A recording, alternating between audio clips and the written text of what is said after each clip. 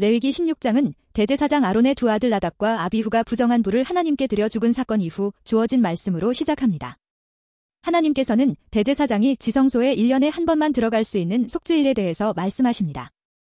이날은 히브리어로 용키푸르, 속죄의 날이라 하는데 한 해 동안 이스라엘 백성의 모든 죄를 속죄하고 정결하게 하는 매우 중요하고 엄숙한 날로 여겨졌습니다. 그래서 큰 속죄일이라는 의미로 대속죄일이라고도 합니다. 1년 중에 이날 하루만 대제사장은 지성소에 들어가 이스라엘 전체 백성의 죄를 위한 속죄의식을 행할 수 있었습니다. 먼저 그는 자신과 가족을 위해 수송아지를 속죄제로 드려야 했습니다. 이는 이스라엘 백성들의 죄를 용서받기 위해 자신부터 정결해야 한다는 원리를 보여줍니다. 자신의 죄도 해결하지 않은 채 남을 위해 중보할 수는 없기 때문입니다. 그 후 백성을 위한 의식이 이어집니다. 백성의 속죄를 위해 2마리의 순염소가 준비되며 제비를 뽑아 한 마리는 여호와께 드리는 속죄 제물로 다른 한 마리는 아사셀에게 보낼 염소로 정해집니다. 속죄 염소라고 불리는 아사셀의 염소는 백성의 모든 죄를 상징적으로 짊어지고 공동체 밖으로 쫓겨나서 광야로 내보내지게 됩니다. 광야로 내보내진 염소는 사람이 살지 않는 황무지로 보내지며 돌아오지 않도록 철저히 분리됩니다. 이는 백성의 죄가 완전히 제거되고 잊혀지는 것을 나타낸다고 할 수 있습니다. 유대인의 전승에 의하면 아사셀의 염소는 다시는 돌아오지 못하도록 광야의 절벽 아래로 떨어뜨려 죽였다고 전해지기도 합니다.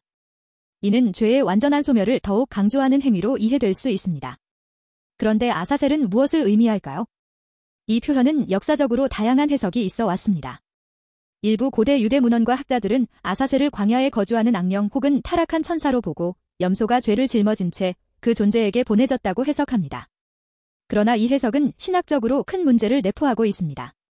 구속사역의 유일한 주관자이신 하나님께서 악령에게 제물로 보낸다는 것은 하나님의 절대 주권과 거룩하신 성품에 절대로 어긋나는 것입니다. 속죄는 하나님의 고유한 단독 권한이며 어떤 악한 존재도 인간이나 하나님으로부터 제물을 받고 구속사에 협력할 수 없습니다. 따라서 많은 복음주의 신학자들과 보수적 주석가들은 아사셀을 인격체가 아닌 상징적 개념으로 이해합니다. 아사셀에게 보낸다는 표현은 죄가 완전히 제거되어 다시 돌아오지 않음을 시각적으로 보여주는 것이라 할 수 있습니다. 이는 마치 사망아 너의 이기는 것이 어디 있느냐? 사망아 내가 쏘는 것이 어디 있느냐는 표현에서 사망을 의인화한 것처럼 아사셀은 죄의 대가를 요구하는 속성을 의인화한 개념일 뿐이며 대가를 요구하는 실존하는 인격적 존재가 아닐 것입니다. 그러므로 이 염소는 죄의 전가와 단절, 그리고 영원한 심판이라는 죄의 운명적 귀결을 상징하는 것으로 보는 것이 합당합니다. 아사셀이라는 단어 자체도 히브리어 어근을 통해 보면 가다, 떠나다, 소멸되다라는 의미로 해석될 수 있습니다.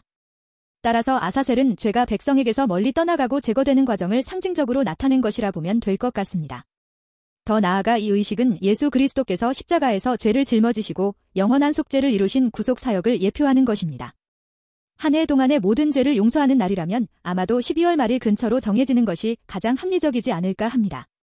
그런데 대속죄일은 이스라엘 종교력으로 12월이나 1월이 아닌 7월 10일입니다. 왜 그런 것일까요? 이는 7월이 농사 마무리 시기이며 유대 전통상 민갈력의 새해로 여겨졌기 때문입니다. 이스라엘의 농업주기로 보면 가을에 씨를 뿌리고 봄에 추수를 시작해서 종교력 7월은 추수가 모두 끝나고 다음 농사를 준비하는 시기입니다. 그러므로 농경사회에서는 한 해의 농사가 모두 끝난 이 시점이 자연스럽게 한 해의 끝이라 여겨지는 것입니다. 하나님께서는 이스라엘 백성들이 이렇게 한 해의 업무를 마무리 짓는 시점에 속죄일을 정해주신 것이라 볼 수 있습니다. 이때 7월 1일에 나팔을 불어 한 해의 시작을 알리며 나팔절로부터 10일간 지난 한 해를 돌아보고 죄를 회개하며 대속죄일을 준비하게 됩니다. 그리고 7월 10일에 지나간 모든 죄를 용서받고 하나님과의 관계를 새롭게 하는 대속죄일을 맞게 하시는 것입니다. 속죄 염소가 준비되기 전에 대제사장은 먼저 자신의 죄를 속하기 위해 수송아지의 피를 지성소에 7번 뿌립니다. 그 다음에 2마리의 염소 중에서 제비로 선택된 여호와께 드리는 염소의 피 역시 같은 방식으로 뿌려집니다. 그리고 밖으로 나와서 이번에는 아사셀 염소의 머리에 안수한 뒤 염소를 광야로 보내 죄를 공동체 밖으로 완전히 제거합니다. 모든 의식을 마친 후 대제사장은 옷을 벗고 몸을 씻은 뒤 다시 성막 안에서 번제를 드립니다. 하나님께 드려진 수송아지와 염소의 나머지는 진영 밖에서 불태우며 죄와 관련된 것은 공동체 안에 남지 않도록 철저히 제거합니다. 대속죄일에 이스라엘 백성 전체는 금식하며 아무 일도 하지 않고 속죄와 회개에 집중합니다. 이는 단순한 절기가 아니라 죄와 거룩의 경계선에 선 날이며 하나님과의 관계를 회복하는 날입니다. 대속죄일의 모든 의식은 장차 오실 예수 그리스도의 속죄 사역을 예표합니다. 신약의 히브리서 9장은 예수님께서 송아지나 염소의 피가 아닌 자기 피로 영원한 속죄를 이루셨다고 선포합니다. 당시에는 대속죄일이 해마다 반복되었지만 예수님께서는 이 모든 의식을 단 한 번에 완전하게 성취시킨 것입니다. 다음은 레위기 17장입니다.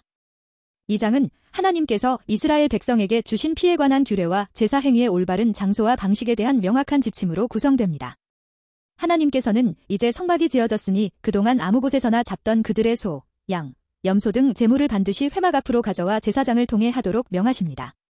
회막 문으로 가져와서 제사 드리지 않는 사람이 있다면 그는 백성 중에서 끊어지리라 하십니다. 이는 제사를 받는 분이 하나님이심을 분명히 하기 위함입니다. 당시 이방인들은 자신들의 우상에게 자신들만의 방식으로 들판이나 집 근처 등 아무 곳에서나 제사를 드리는 시대였습니다. 이스라엘은 그들의 관습을 본받지 못하게 하시는 것입니다. 이렇게 제사의 장소를 제한하신 것은 하나님께서 예배를 인간 마음대로 제단하거나 변형하는 것을 허락하지 않으신다는 것입니다. 그런 면에서 이스라엘 백성들이 후에 산당을 많이 지어놓고 여기서 예배드린 것은 하나님의 뜻에 맞지 않는 것입니다. 하나님께서는 또한 피는 생명이다라고 선언하십니다. 하나님은 피를 먹는 것을 철저히 금지하시며 피는 오직 속죄를 위한 제사에만 사용되어야 한다고 하십니다.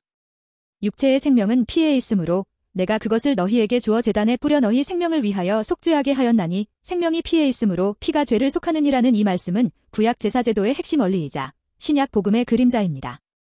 레위기 18장은 하나님께서 이스라엘 백성에게 주신 성적인 관계에 대한 규례, 도덕적 정결과 거룩한 삶의 기초를 세워주는 말씀입니다. 하나님께서 나는 너희의 하나님 여호와라는 선언으로 시작하시는 것은 하나님의 권위 아래 백성의 삼전반이 질서 있게 통제되어야 함을 보여줍니다.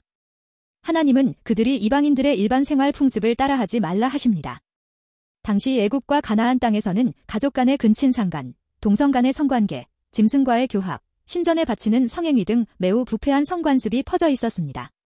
하나님은 이스라엘이 이러한 관습을 본받지 말고 하나님의 방식대로 거룩하게 살 것을 명하십니다. 하나님께서 성적 윤리를 규정하신 목적은 거룩의 보전에 있다고 할 수 있을 것입니다. 성은 창조 질서 안에서 축복된 것이지만 타락한 문화 속에서는 인간의 욕망을 따라 변질되기 쉽기 때문에 하나님의 말씀으로 그 경계를 명확히 설정하신 것입니다. 이는 또한 가정의 울타리를 지켜주기 위함도 있습니다. 하나님의 말씀은 가족 간의 관계를 보호하고 세대를 잇는 거룩한 구조를 세울 수 있게 해주십니다. 거룩은 단지 종교의식에서 끝나지 않고 일상과 가정, 최종적으로 성생활까지 삶의 전 영역을 포함하여 하나님의 정해주신 질서 안에서 행하는 것입니다. 하나님은 끝에 가서 다시금 너희는 이 모든 가증한 일을 행하지 말라고 강조하시며 이런 죄로 인해 가나안 땅이 더럽혀졌고 결국 그 땅이 그 거민들을 토해낸 것이라고 말씀하십니다. 하나님은 단지 개인의 내면적인 경건만이 아니라 사회 전체를 정결하게 만들기를 바라시는 것입니다. 우리는 문화와 관습이 무엇을 허용하든 하나님이 정하신 기준을 따르는 것이 거룩의 본질임을 기억해야 할 것입니다. 시청해주셔서 감사합니다.